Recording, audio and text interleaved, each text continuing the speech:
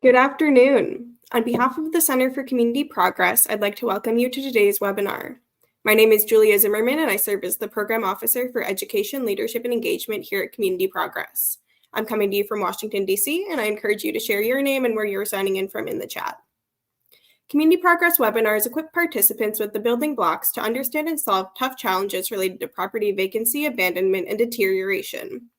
For today's webinar, we are joined by Terica Black-Bashir, Christopher Norman, and Dr. Sarah Erickson. Terica Black-Bashir has been a public servant in Atlanta for decades, working on social, environmental, and economic equity. She served as a senior project manager in the Atlanta Mayor's Office of Innovation and Performance for 3 mayoral terms, changing public policy relative to code enforcement, initiating a banking access program, and streamlining departmental processes. Terica now serves as the program director for the Metro Atlanta Land Bank and has been working on mixed market development and permanent affordable housing initiatives for the last 4.5 years. Christopher Norman is the executive director of the Metro Atlanta Land Bank. Since 2010, he has led the restructuring and rebranding of MALB, expansion of its programmatic initiatives, and increases in its funding. He also serves as the president of the Georgia Association of Land Bank Authorities and served as the chairman of the board of directors of the Atlanta Land Trust, Inc. for 7 years, ending in 2021. Dr. Sarah Erickson is the director of Fine and Performing Arts for Atlanta Public Schools. She oversees the curriculum, professional development, and district-wide events for art, dance, music, and theater programs. Through her graduate school journey, she studied urban education, researched assessment practices in art education, and developed cross-disciplinary units of study. Her passion for equity and access to high-quality arts education for all students drives her work to seek partnerships that empower students through the arts. Before turning it over to our speakers, I want to mention that we will allow time at the end of the presentation to answer questions. If you have a question during the presentation, please click the Stage tab on the right side of your screen, select Chat, and type your question into the chat box. We will share presentation slides and a video recording of today's presentation in the week following. If you experience any technical difficulties, please send an email to Julia Zimmerman at jzimmerman@communityprogress.org. And with that, I'll turn it over to Chris. Thank you. Good afternoon, everyone. I'm glad that you could join us today. So as Julia mentioned, I'm the executive director of the Metro Atlanta Land Bank, and I've served in that capacity since 2010. So we go to the next slide. So just want to kind of give a little bit of a grounding for those that do not know what a land bank is, if you just joined us. So the Metro Atlanta Land Bank has been in operation since 1994. We were actually created in 1991. So we were the 4th oldest land bank in the United States, and there are over 300 now. And so land banks are these quasi-governmental authorities, these entities who really have core competencies built around acquiring, disposing, and repositioning troubled, surplus, or vacant property in our respective municipalities. I always want to point out that we do not have eminent domain or taxing authority, but we have a lot of leeway in terms of our creativity and what we can do. Next slide. And so the mission really boils down to trying to take these troubled or these neglected or underutilized properties that exist within our cities and counties and our portfolios, really just trying to return into a better productive use. And then we have corollary benefits of not only putting this property back into use, of creating market, affordable housing, public space, such as parks and pocket parks. We also generate, you incubate the environment to have new industry and jobs as well. And we have a unique authority, particularly in Georgia, to extinguish delinquent taxes. And so pass-through tax liens, and that helps to clear title and get these properties back online. Next slide, please. So in terms of all the myriad of things that we do, one thing we created back in 2007 was the ability to bank property. And so what does that mean?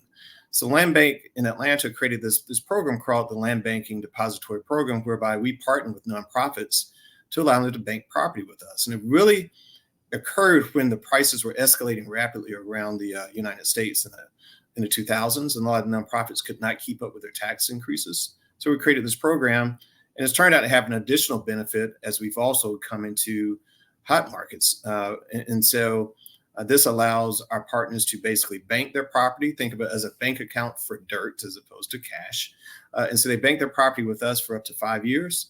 They're nonprofits, And they're also focused on delivering affordable housing or community benefit. And so out of that, we ended up with fairly large portfolios. At one point, almost every nonprofit in Atlanta banked their property with us.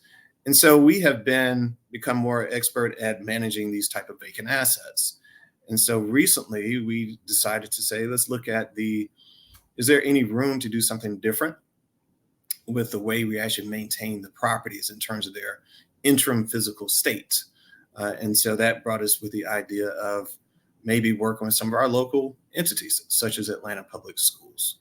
And so just kind of wanted to set the table for where we started, how we got to this point. And then, so Terica has been working closely with me on this initiative. She actually helps to manage our land bank and depository program for the agency. And so she's been working to push this forward. So now that I've teed her up, I am going to pivot and we can turn it over to Terica. She'll give you more details about really how we got here and how we executed and rolled this program out. So Terica, on to you. Good afternoon, everyone. Thank you, Chris, for that background on who we are and some of what we do. So in 2019, a gentleman by the name of Chris Topher visited the Metro Atlanta Land Bank to pitch a property preservation approach that included painting vacant property.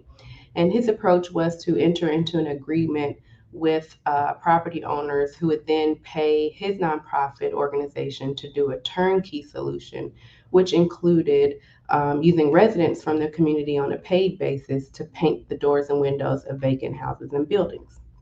We like the concept and love the for us, by us, or if you were around in the 90s, the FUBU concept of paying the residents from the community. However, we simply did not have the financial resources for that model. So fast forward to 2022, we revisited the idea. We identified our resources. The inventory owned by the Metro Atlanta Land Bank consists mostly of vacant lots. So we decided to leverage the inventory of the land banking depository program you just heard about from Chris. We embraced our financial constraints. Like all nonprofits and governments, we're trying to do more with less, which meant we needed to seek grant funding. We thought collaboratively. We thought, let's partner with Atlanta Public Schools and let the students from community schools do the painting for free 99. And the conversation was then started with APS. Then I reached out to our land banking clients to gauge their interest in allowing us to utilize their properties while they were being banked with us. Conversations continued over several months, and eventually the Neighborhood Beautification pilot program was born, allowing students to showcase their art on our vacant properties. Next slide, please. So the land bank is, of course, a good steward of our properties. We maintain and insure all of our properties and board up access points to prevent vagrancy in the community. So we're fulfilling our organizational requirements. However, we would like to be an even better neighbor. So even though safety and code issues are being kept at bay with, like I said, securing the properties, cutting the grass, and keeping the yards free of junk, trash, and debris, a boarded up house is not aesthetically pleasing. So we wanted to change that. So as I mentioned, we sought grant funding. I wrote a grant to the Community Foundation for Greater Atlanta. They awarded us $20,000, which covered materials for the students as well as materials for the Metro Atlanta Land Bank vendor that would install all the art boards, in addition to their transportation and labor. And students across all grade levels painted the boards used to secure the windows and doors of the vacant properties. The schools that were selected were in close proximity to the 4 properties that we identified to be a part of this pilot program. So the schools were M. Agnes Jones Elementary and Booker T. Washington High Schools. The pre-approved vacant properties were 3 single-family homes, a duplex, and a commercial building. And all of the properties were being banked by our client, Invest Atlanta, the City of Atlanta's economic development arm. who graciously allowed us the usage of their properties. So we greatly appreciate all of our partners listed here on this slide. If we could go to the next. So this is 536 Sunset Avenue. It's a single family property located in the historic English Avenue neighborhood. Invest Atlanta began banking this property with us in January 2018. And a fun fact is that Dr. Martin Luther King Jr. moved into a 4-bedroom brick home on this very same street in 1965. It was 234 Sunset to be exact. So you can see the before pictures at the top to your left and the after pictures to your right. And if we go to the next slide, here we have 580 to 582 Delbridge Street. This is the duplex that was banked by Invest Atlanta in January 2017. This is a corner lot, so we have views of both the front and the side visible from the street. This is located in the Vine City neighborhood. And these paintings that you see on this property as well as the next property are my personal favorites because they look like stained glass windows. The students exceeded our expectations with the beauty of this. And it was really cool because Chris, our executive director, and our vacant property manager, Kimberly White, along with myself, we actually met Dr. Sarah Erickson, who you will hear from in just a bit, at a science, technology, engineering, and math festival, the STEM festival that APS put on for its middle school students. So it was a really cool experience to be able to engage with the students and actually see them painting the boards. It sparked some conversation with the students around vagrancy and vacancy and why vacant and abandoned properties exist. So who knows, we may have planted the seed for some future land bankers or affordable safe housing advocates. Next slide. This is 358 Andrew J. Harrison, another English Avenue neighborhood property. Again, like I said, you see the stained glass window effect here. So the intended impact for the pilot was that we hoped it would grow amongst other government and quasi-government agencies who have property inventory. And as the name suggests, to beautify the neighborhood. We wanted to be a deterrent for dumping, increase community pride. Like I said, the children from these schools could see their artwork in their own neighborhoods, and fingers crossed would be a deterrent for vagrancy. Because in our experience here in Atlanta, if the house appears less vacant, if they see activity that's going on, people tend to leave it alone. So again, this was a corner lot, and these were some of the boards that we got to witness being painted at the STEM festival. And next slide, please, is 623 Joseph E. Boone. Here we have a before, during, and an after. This is the commercial building, also a corner lot. It was banked by Invest Atlanta in December 2015. And I'd like to take this time to show appreciation to the Metro Atlanta Land Bank vendor, Executive Realty Solutions. They really went above and beyond with their help on this project. I mean, when they responded to our RFP to cut grass, haul away junk, trash, and debris, like I said, this was not a thought. So Justin, the owner of ERS, who also happens to have a child in the APS system, was super excited about the project. His team was super amenable to the scheduling changes that we had with some delays with the funding allocation and holiday breaks. But yeah, it was really a great collaborative project. I believe it was 44 boards in total that the student artists painted. So the ERS teams went and measured all of the access points, the doors and windows that were street facing on the 4 properties, delivered the new boards to the schools, picked them up, removed the weather worn boards, installed the art boards. So we're just super excited to share this project with you all. And then if we'll go to the next slide, which is my last.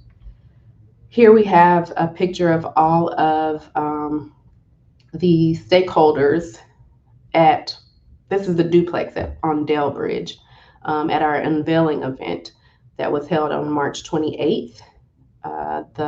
We were really fortunate that the students were able to complete the boards in awesome timing because March is Youth Art Month. So we were able to get the boards completed in early March and get them installed by mid-March for this unveiling. So the attendees of the event include members of the Metro Atlanta Land Bank Board of Directors, our project partners, Invest Atlanta and Atlanta Public Schools, along with staff from Executive Realty, that's Justin to the far right, who did the installation work at all the properties.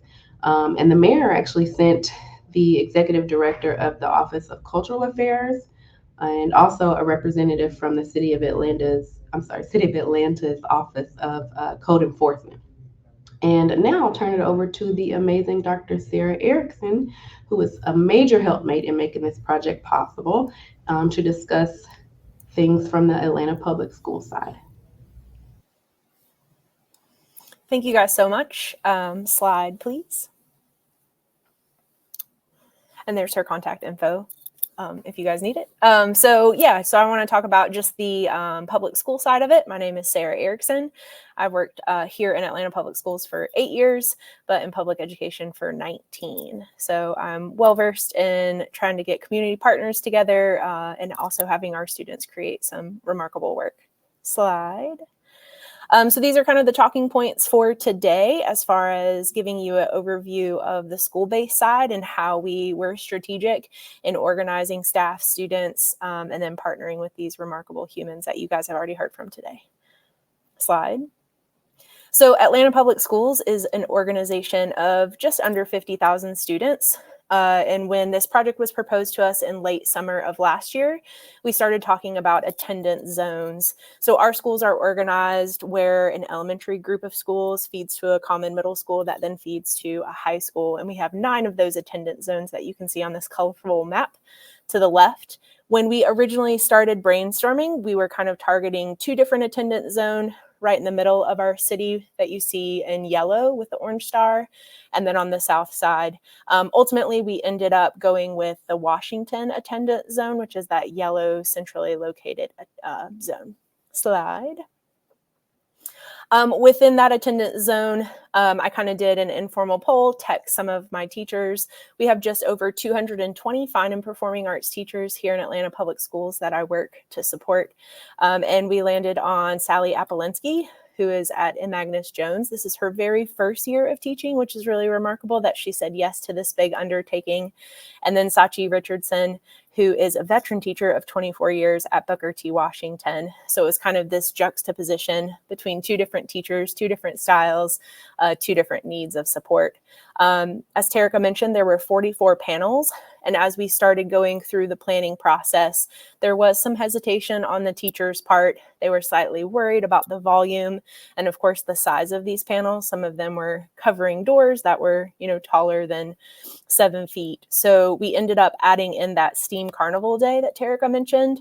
And this was a district-wide event at one of our local office spaces where students came and learned about science, technology, engineering, art, and mathematics. And we partnered with a Department of Gifted and Talented Education. That's what that logo GATE stands for.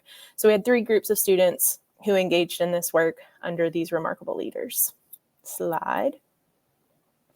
As far as getting the materials, part of the budgeting that Terica mentioned covered all of our supplies, and with modern technology, we use Blick art materials to create wish lists for each school.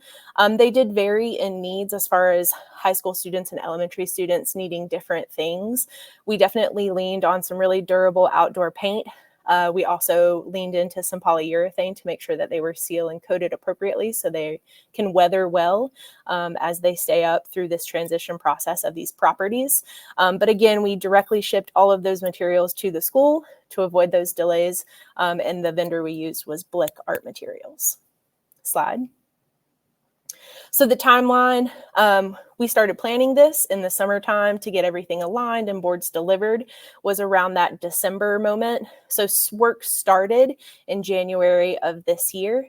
I went in and, made sure they were on track and gave support to teachers if they needed it. We did end up from the Fine Arts office, purchase a few more gallons of paint to support that STEAM day, but that wasn't anything that was outside our norm. Typically, there's always that extra purchase of things. And then by mid-March, we had them completely finished. And with the help of Justin, who is a remarkable subcontractor, he was able to get all those picked up from around the city and get them installed into the properties. Slide. So the results, we had the 2 identified target schools. That was 24 high school students who participated on one property. And the cool thing about that was they did it after school through the National Art Honor Society that's at Booker T. Washington. And those students got volunteer hours. Here in the state of Georgia, we have a fine arts diploma seal where students take 4 courses in an arts area, do 20 hours of community service, and then do a senior presentation. So this particular project went towards that for those students at Booker T. Washington, which was really cool. So they'll earn their diploma seal when they graduate this year. We had over 30 elementary students who worked on those really beautiful and bright and colorful abstract motifs. I estimated 10 quarts of paint, 12 rollers of painter's tape, which is definitely accurate. We went through that blue tape like crazy. And then, of course, the properties were beautiful and fun had by all. Slide. So our kind of woes and grows, the things that were really remarkable truly was the partnership with all of these organizations. It was, Zoom meeting after Zoom meeting, but the end result was absolutely beautiful. The high student engagement, as I mentioned, some of our teachers were slightly apprehensive at first, but once they get into the project and they were seeing the fun that the students were having, they wanted more panels. So I definitely think this pilot program can be recreated. And then the end result was the high community engagement. In March, when we did the unveiling at one of the properties, of course, we draw a crowd with the big, bright, beautiful colors and also cameras.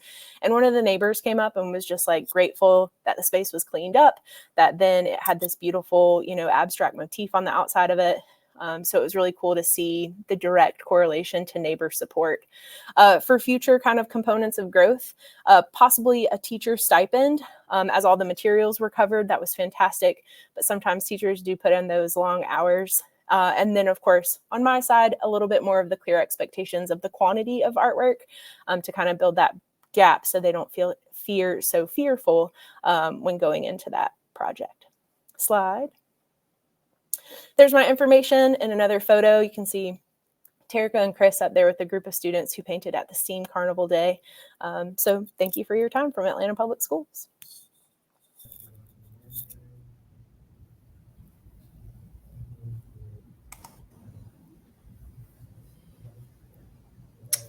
All right. So I think that brings us up to everyone kind of gave the backdrop, and I see there are questions in the chat. So, Julie, I think at this point, are we opening the floor for conversation and questions, I believe. All right. So first question up is it possible to review your budget? Terica, did you want to, or Dr. Sarah, did you want to talk a little bit about the budget breakdown in terms of it was $20,000 overall. Maybe kind of break that down a little bit in terms of what were the driving major buckets of use of funds there. That was on Sarah's side. I just let her know we had I think the total cost of supplies that we ordered from Blick, in addition to that handful of things that we got at Lowe's, was, I believe, was just under $6,000. That was for the art supplies. And then, of course, as far as paying the subcontractors for their time and the install and all of the wood, that was done through, I believe, Justin, if I'm not mistaken, and I don't know those costs. Yeah, I can share. I think maybe if we have, maybe Julia can get the information, because I don't have it in front of me of what the cost was for Justin's materials and labor and transportation.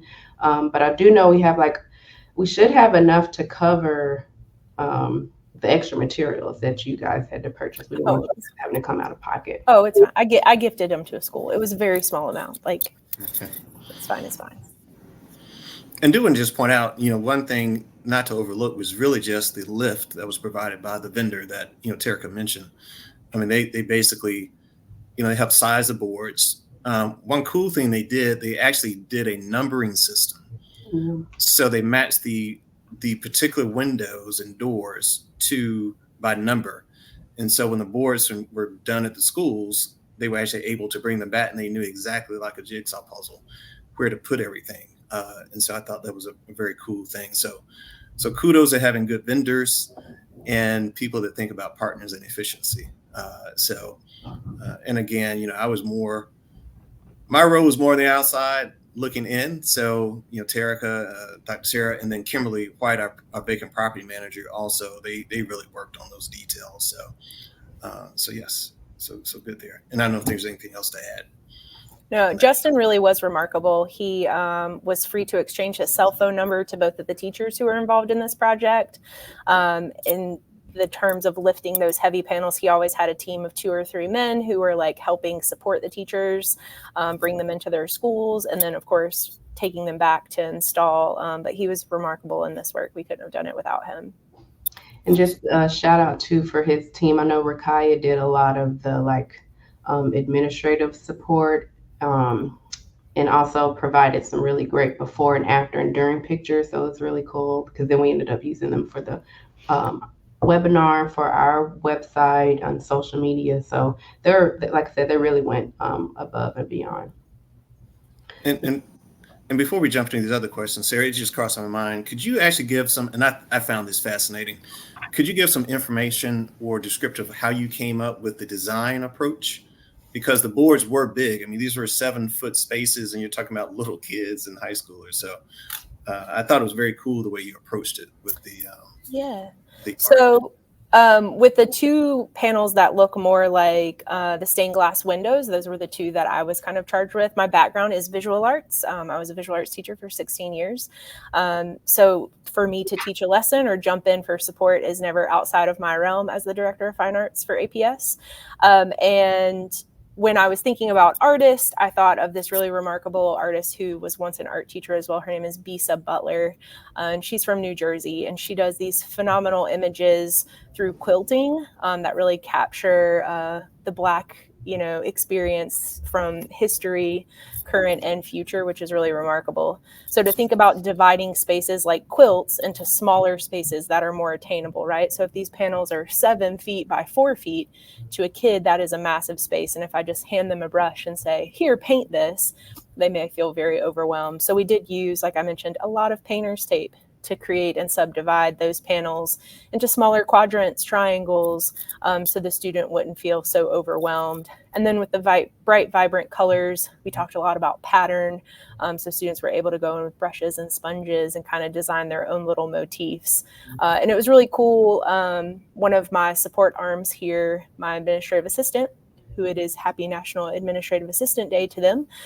They're actually at a beautiful lunch right now. She had an opportunity to kind of do her own little part and to see it hung up. And she was like, oh my God, there's my green space that I colored. I mean, it was super tiny, but to see her energy and excitement, I know the kids will feel very much the same. So yeah, that was kind of the process of the stained glass window. And then the 2 other teachers, the high school teacher, of course, gave a lot of flexibility to student in their choice, and all of their panels truly look completely different, from brightly colored plants to flowers, to some religious imagery that one of them really felt empowered to do. So theirs are all different. And then the other elementary was very abstract as well, which is bright colors was the theme. In one of my slides, there was a little girl who was actually like sitting on top of the table painting. So she was really in the vibe over at Jones, which I absolutely loved. Fantastic. Go ahead, Terica. Did you have something? Well, I was just going to say that actually was one of the questions that were in the chat. So I think that jumping ahead, all reading right. people's minds. See, there we go. So speaking from Justin, hey, my friend, what has been the response? I know, Sarah, you already mentioned the gentleman that I think walked up to us when we were on site there. Has there been any anecdotal or direct feedback on either fronts, Terica or Sarah, that you've heard of? I actually served on a panel this past Monday, and they just asked, like, what has the land bank been up to, any cool new things? And so, of course, I jumped at the opportunity to share this. And the response was like, oh, what a cool idea, or that's so awesome. And they love the collaboration with the community schools and the students having the opportunity to participate. And one one or two people also said that they were going to try. I need to give them your information, Sarah, that they wanted to try to do the same thing with some vacant properties that they had in their portfolio. That's awesome. Yeah, I mean, I think from the local school side, the teachers are amped. Those two teachers that participated, the one at Booker T. Washington is actually a twin. Her sister works at South Atlanta. So when that was kind of like competing attendance zones at the beginning of this planning, it very much became like sibling rivalry between the two of them. So I think now that the word is out, teachers are like, when's this going to happen again? When can we get, our hands messy and get it, our art out into the communities? Y'all mentioned Camille Love came to the unveiling, who is a remarkable asset here in the city of Atlanta.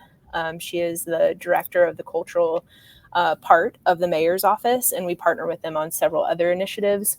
And we're hoping that this can kind of turn into something, another mural project for summer. So yeah, nothing but positive praise. I still want to try to get onto a school bus so I can like be on a school bus driving by these properties and see these bright colors. But I haven't had that opportunity yet with our transportation team. So. All right, our next question from our friend Odetta spoke about the budget. I think we've touched on that in terms of the budget, but yeah, and we definitely touched upon like the community impact part, especially with the two schools, because those properties are within their attendance zone, and they've had an opportunity to see those now up. And that was kind of part of the teaching part of like, why are we doing this project? We're not just handing students pieces of wood and saying like, paint it. And I know that Terica and Chris got a chance to see the students at the STEAM Carnival Day. And we were talking about like, have you ever, gone by a property that didn't look like it was well taken care of, and try to put that kid language on it so they understand that their actions are having meaning in our community. So absolutely, that was a part of the discussion. And happenstance, one of the little girls, there was a news story.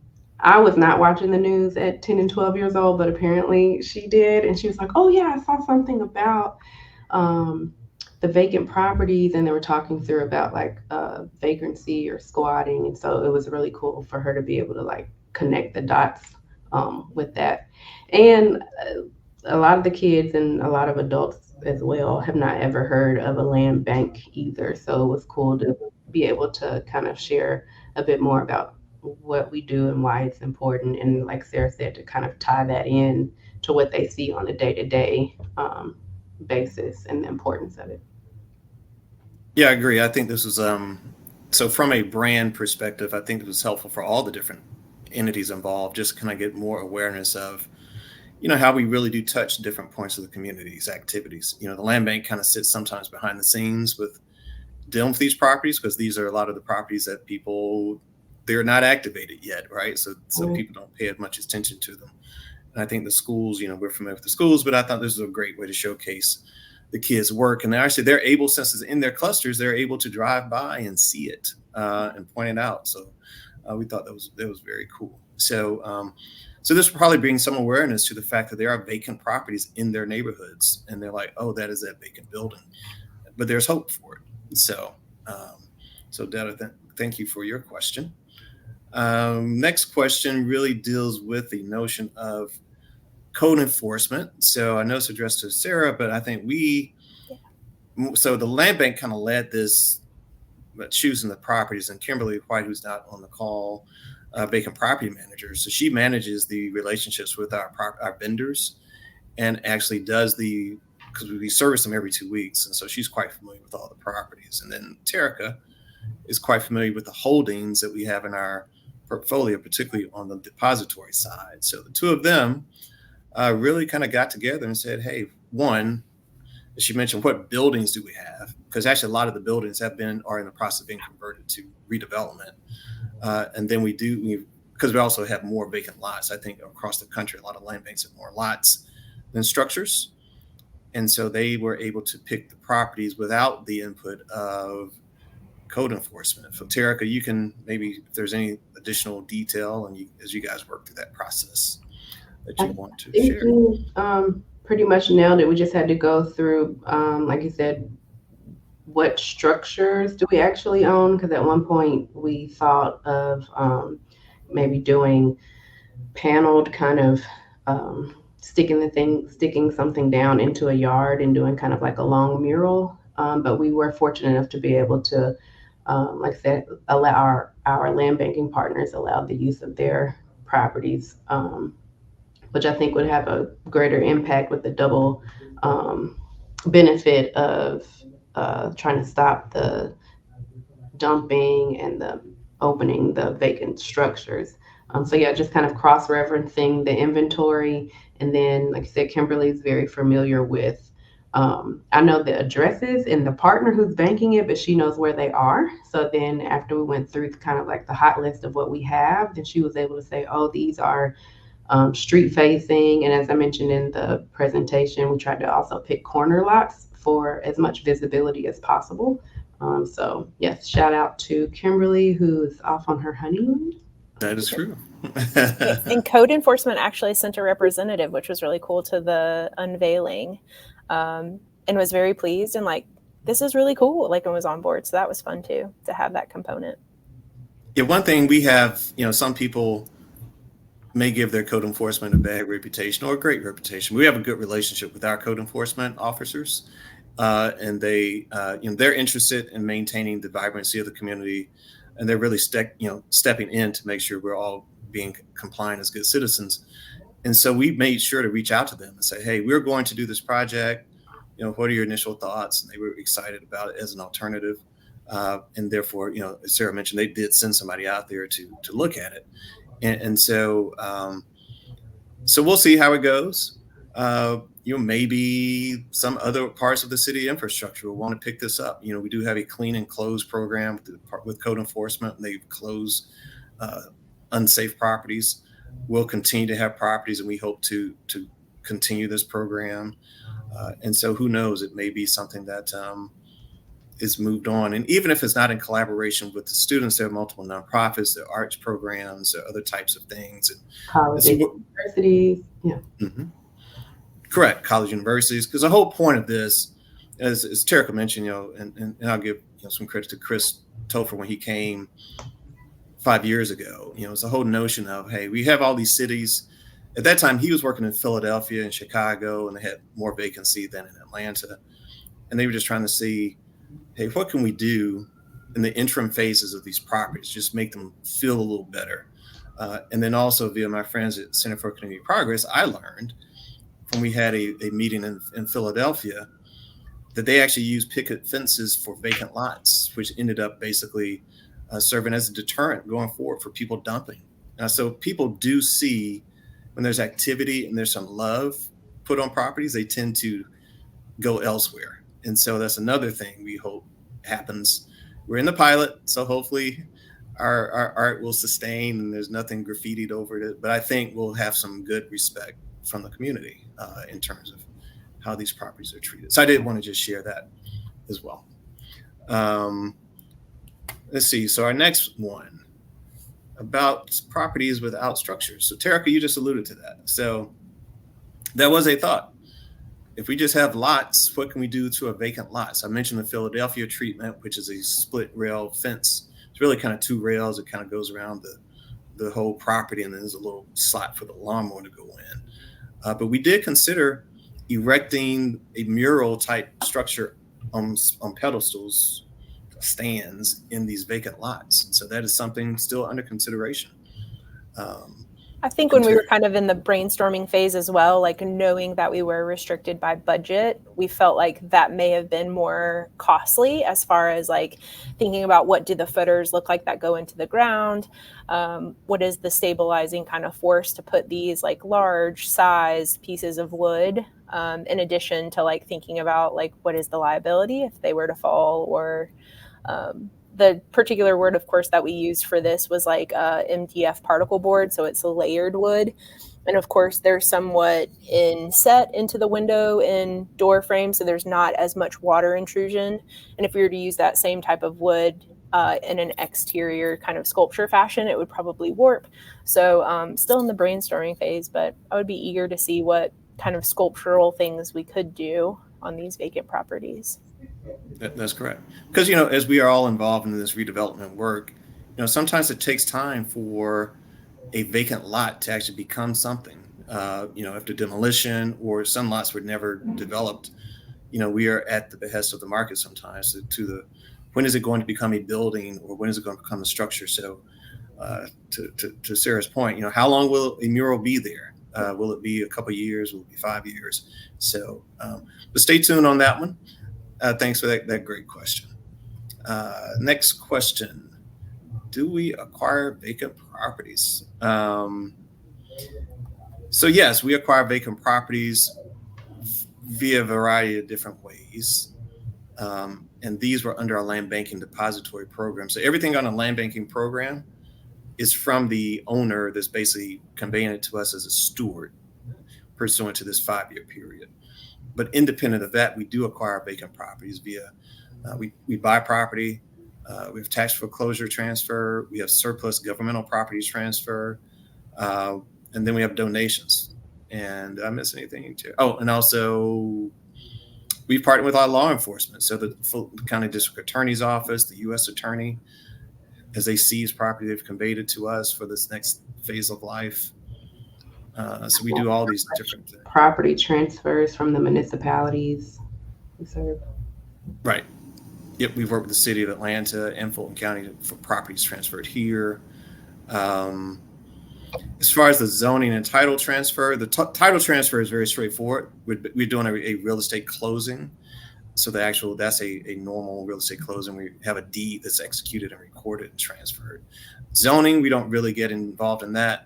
That's more on the developer side. So we're kind of really take these properties up to the point of development, and then we find developers. So the properties that you are in subject to this pilot, they are going to be redeveloped. They will be refurbished. Those pretty boards will come down, but they'll be replaced with new windows and new doors. And so that's not our job to pick those. That is the job of the counterpart, like Invest Atlanta or somebody else. So, but in line with your questioning, we did reach out. I think Chris mentioned this earlier. We did reach out to code enforcement prior. I think we got all the partners aligned and was like, okay, it's actually going to be a go.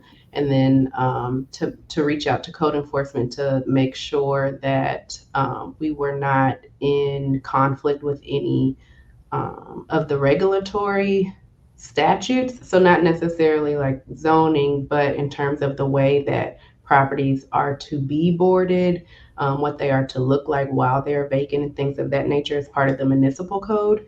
So we did reach out to make sure that what we were planning to do was still going to be within code, because we would hate to put up all these pretty boards and code enforcement come and say that's not within code compliance. We had to take them down. So hopefully you're asking because you're thinking about doing this. So I would recommend reaching out to your local code enforcement office so they can check with the things you mentioned as well as against your municipal code.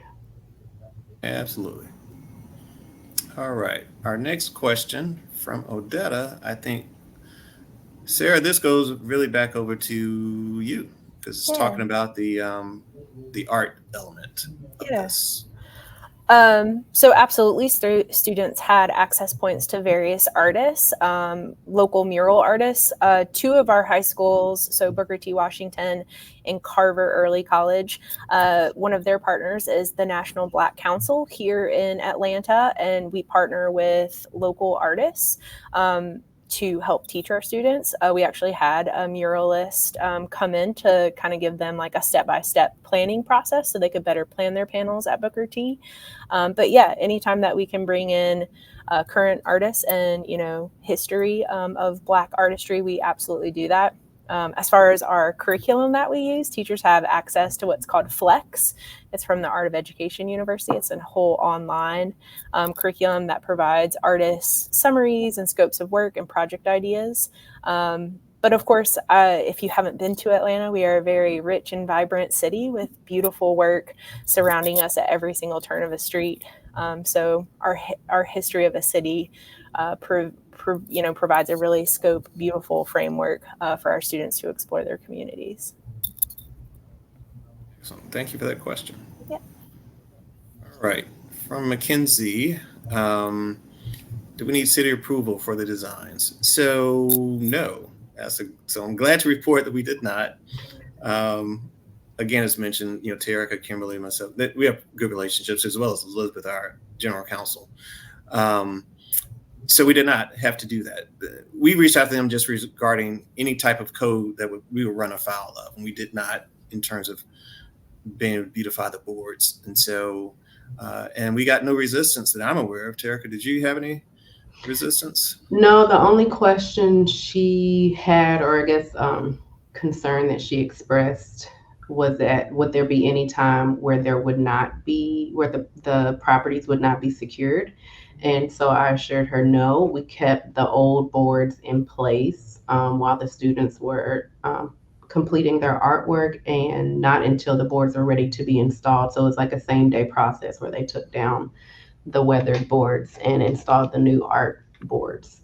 So that was the only concern, but definitely not any resistance, thankfully. Yes, thankfully not.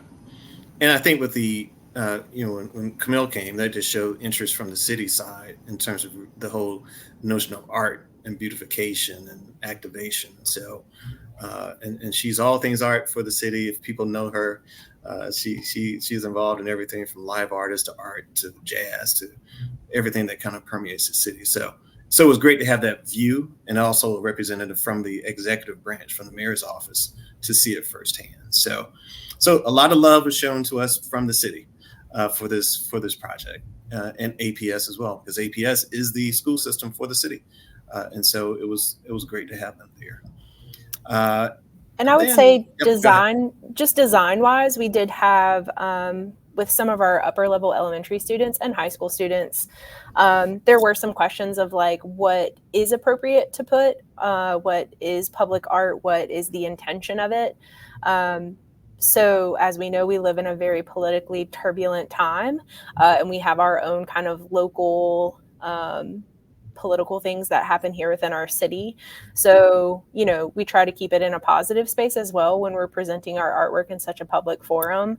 We absolutely have the right to, have our beliefs, but what we put on the panel is a representation of our organization. So we did have to have 2 of those conversations to kind of talk about what is the bigger goal of this project. What are we trying to make people aware of in these 2 schools, and how art is powerful through that visual literacy kind of component. So yeah, just the school side. That was a great point, because internally on the land bank side, Terica, Kimberly, and myself, we had quite several conversations about, oh my goodness, what are they gonna put on these boards? So, but yeah, we felt comfortable with our partners at APS and how that worked. But I'm glad you brought that out, because across the country, if you guys are considering this, think about that. What are you going to put onto the boards, and what makes it approachable and authentic as well, so that students feel that they can actually express themselves. So yes, so we were pleased with the outcome all around. And then we have a question about the use of grant funds. So fortunately, the answer to your question is that the use of the grant funds has 0 impact on the future use of these properties. It was really dedicated to sourcing all those wonderful materials that we purchase, and in the future it may even be for stipends and things of that nature. But right now, it had nothing to do with the use. So there's nothing that attached, like it has to be affordable housing, or it has to be mixed income housing, or anything else. So, yeah.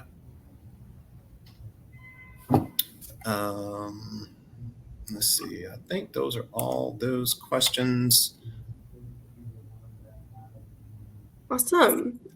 We can give it another second if you want to let any other questions come through, but if any don't, I just want to thank everybody for attending today. We have a link to a survey about your experience at the webinar in the chat that we'd really appreciate you taking. And we have another webinar coming up in May, so be on the lookout for that announcement. I do see one around how we relocated squatters. Great, I must have missed that. To my knowledge, there weren't any squatters at the 4 properties that were part of this program. However, of course, as a land bank, we've dealt with squatters before. So they have not been aggressive or anything like that when we've asked them, like, hey, can you guys, we're about to either transfer the property, it's ready for development. If they are persistent in terms of continuing to take off the boards that we use to secure, we have erected fences that cover the premise of the entire house until we are ready to develop the property.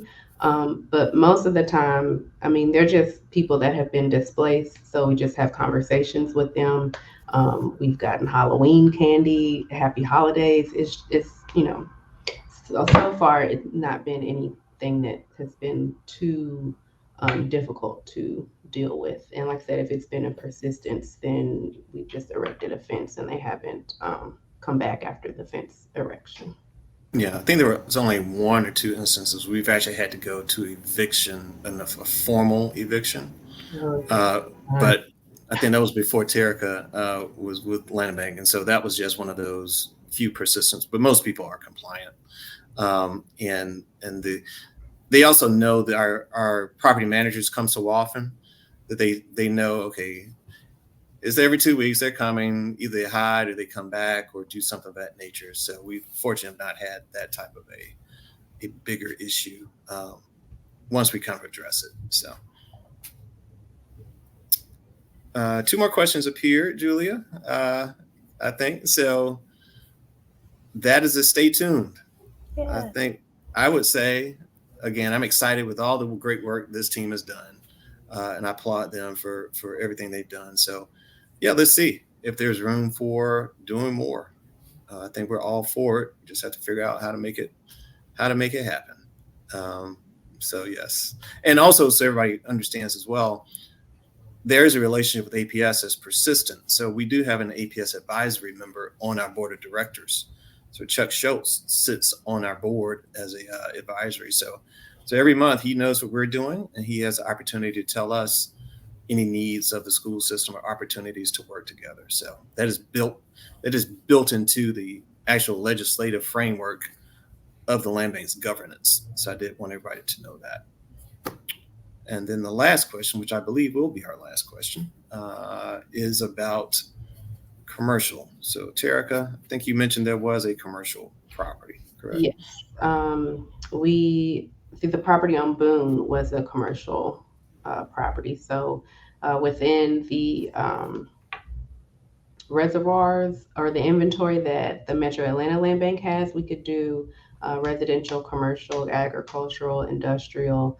But to Sarah's point, we knew we were working with students, so we didn't want to overwhelm them because a lot of times the commercial buildings have way more windows and entry points. So we picked one of the smaller commercial properties that is within our inventory. And that commercial property was a little different because the way that the panels sat they were like together. It wasn't like individual panel installs. I think it was a series of 6 or 8 that Justin put on one side of that property. So of course, double doors instead of So the art teacher was aware of that before going into that and kind of constructed that side of imagery with students in concept to so it all connected. So we did have one of those. And just so everybody's clear as well, as we get ready to exit, the students did not go into the premises at all. Everything was brought to the schools and transported back. So we were fairly indifferent, I think, in terms of the type of property. It was basically, to Sarah's point, we didn't want to overwhelm make the product so unwieldy. If you end up doing a 40-unit multifamily building, yeah, that's probably going to be a lot of work. But we have, fairly modest structures that we work with on this project. So I would keep that.